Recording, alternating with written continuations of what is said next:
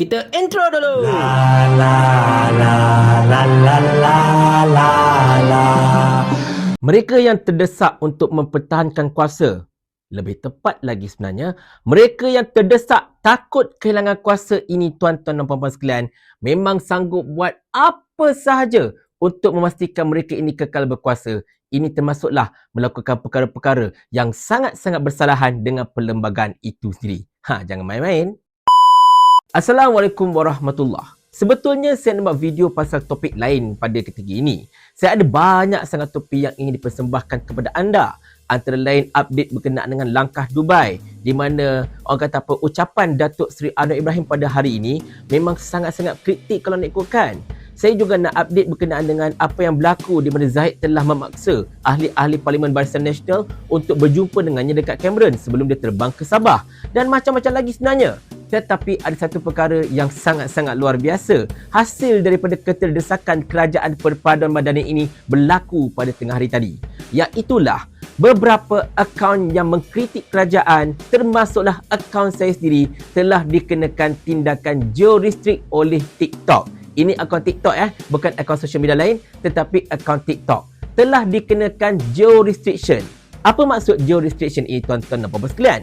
Maksudnya, mereka tidak sekat akaun kami. Mereka tidak ban akaun kami macam mana yang pernah kena kat saya dulu. Tetapi, mereka bertindak hadkan akses akaun kami. Orang Malaysia tak boleh tengok dan tak boleh melayari apa jua kandungan dalam akaun kami. Itu masalahnya. Dalam erti kata lain, orang dekat Nicaragua, orang dekat Amerika Syarikat, orang dekat Palestin yang menggunakan akaun-akaun luar negara ataupun lain-lain luar negara, mereka boleh layari akaun-akaun kami. Tetapi kami orang Malaysia, anda semua sebagai contohnya, tidak akan dapat melihat akaun TikTok kami dan juga kandungannya. Akaun saya, akaun Wabi Viral 04, akaun Fans of Wabi Viral, kesemua ini kena geo restriction serentak. Lain macam betul, tuan-tuan dan puan-puan sekalian. Soalan timbul, kenapa tak sekat je? Kenapa nak kenakan geo restriction? Jawapannya mudah, tuan-tuan dan puan-puan sekalian. Kerana akaun kami ini, kandungan-kandungan video kami ini tidak melanggar undang-undang negara. Apa undang-undang yang kami langgar? Akta hasutan, kami tidak menghasut sesiapa. Akta SKMM, apa yang kami lakukan masalahnya? Melainkan sekadar melaporkan perkara yang memang telah dilaporkan oleh media sebelum itu. Kami hanya ulas sahaja apa yang telah dilaporkan oleh media. Anda semua tengok kan pola saya punya penceritaan macam mana? Semuanya bab ulasan. Adalah 2-3 pendedahan yang bukanlah bersifat va-va-voom macam Sir Azri, tetapi lebih kepada ulasan. Itu pun mereka nak cuba sekat juga supaya kata-kata kami ini, kata-kata saya tak sampai kepada anda semua. Tapi nak sekat tak boleh, backfire pada mereka nanti dan mereka akan dituduh menghalang kebebasan bersuara. Jadi apa yang dilakukan? Geo-restrict lah sahaja. Akaun tidak disekat tetapi tidak boleh dilayari dekat dalam negara ini. Sedih bang. Sangat-sangat sedih. Dan benda ini sebenarnya bukan pernah berlaku dekat kami saja dan bukan pernah berlaku dekat TikTok saja. Pernah juga berlaku dekat Facebook, di mana posting yang telah dibuat oleh saudara Nurul Islam Muhammad Yusof berkenaan dengan Liberal International, macam mana yang pernah saya laporkan satu ketika dahulu, juga telah direstrikkan, tidak boleh ditayang dekat Malaysia. Orang Malaysia tak boleh tengok atas permintaan rasmi daripada SKMM. Berbalik pada isu akaun kami kena geo restriction. Soalannya mudah. Kenapa akaun kami ini begitu ditakuti oleh kerajaan sampai mereka ini bertindak hendak geo restrict akaun kami, tak benarkan rakyat Malaysia, menghalang rakyat Malaysia untuk menonton akaun-akaun kami, untuk melihat video-video kami? Jawapannya mudah saja, tuan-tuan dan puan-puan sekalian. Yang pertamanya, mereka sekarang ini tahu hayat mereka selaku kerajaan memang sangat tidak lama. Dan memang orang kata apa, langkah Dubai itu berkemungkinan besar akan berlaku dan akan menjadi kenyataan dalam bila-bila masa saja. Wallahu a'lam bisawab. Kita sama-sama doakan agar perkara ini terus menjadi kenyataan. Dan bila mereka ini tahu mereka nak jatuh, mereka terdesak. Mereka terdesak untuk mensenyapkan suara-suara mereka yang mengkritik kerajaan perpaduan madani ini supaya momentum langkah Dubai itu tidak akan terus berkumandang. Jadi jalan termudah untuk sekat akaun kami. Jangan benarkan rakyat Malaysia melihat video-video kami. Itu saja. Tapi itu yang pertama. Yang kedua, ini yang berkemungkinan besarnya. Saya difahamkan Kejadian ini iaitu restriction akaun-akaun kami ini berlaku disebabkan oleh ketidakpuasan hati sesetengah pihak dalam kerajaan perpaduan madani ini ketika kami iaitu saya dan YB Viral bersama-sama dalam sambutan ambang tahun baru 2024. Anda pasti ingat, saya telah berceramah dan juga telah melakukan satu forum yang menampilkan YB Viral dan juga Ustaz Muhammad Zubir Embong.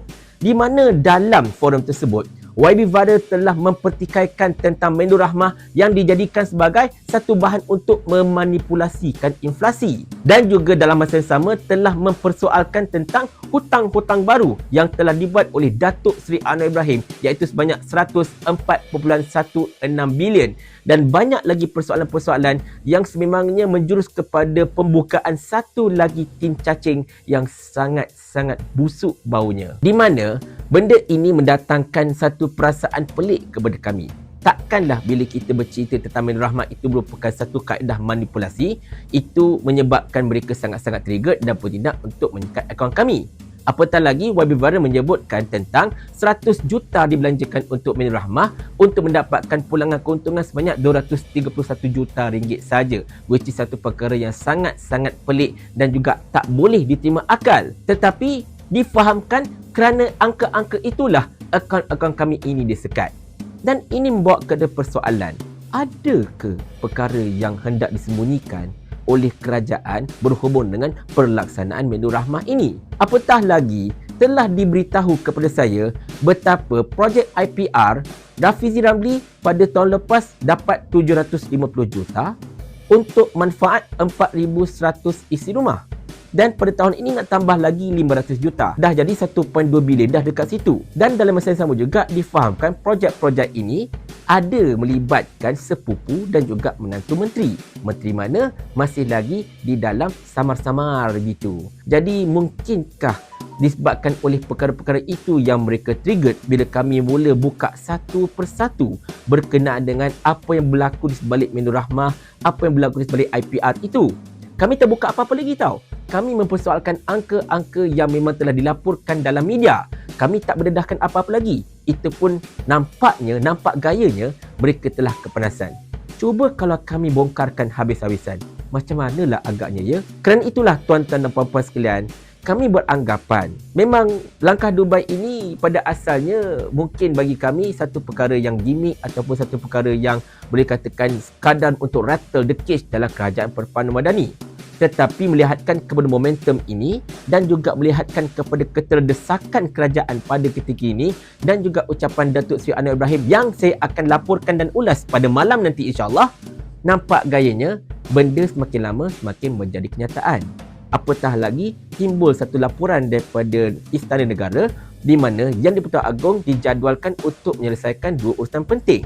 Yang pertama berkenaan dengan penyerahan pingat kebesaran diraja dan yang kedua satu isu besar yang perlu ditangani segera dalam masa terdekat ini tapi tak diberitahu isu itu isu apa. Kerana itulah mereka terdesak dan kerana itulah akaun-akaun kami dan juga sesiapa sahaja yang advocate kepada penukaran kerajaan ini disekat dan juga cuba untuk dihalang daripada ditonton oleh anda semua. Tapi berdasarkan kepada track record, anda rasa kami goyang ke bila akaun kami kena ban dan sebagainya? Kami akan terus berkarya untuk anda, membawakan kepada anda sisi-sisi gelap dalam kerajaan ini yang mereka cuba sembunyikan. Dan yang paling penting sekali tuan-tuan sekalian, kami akan terus menjadi suara kepada anda, suara kepada marahan, suara kepada kebenaran insya-Allah. Dan yang paling penting, suara untuk memanaskan punggung-punggung pelantar Madanon di atas sana. Dan kepada kerajaan perpaduan madani, terutamanya mereka yang terlibat dalam menyahkan akaun kami ke laut dalam ini, jangan sampai rakyat bertanyakan soalan ini untuk menyahkan anda ke sana pula. Jangan main-main dengan kuasa rakyat. Mau tak tuan hamba kalau hamba kirimkan ke akhirat?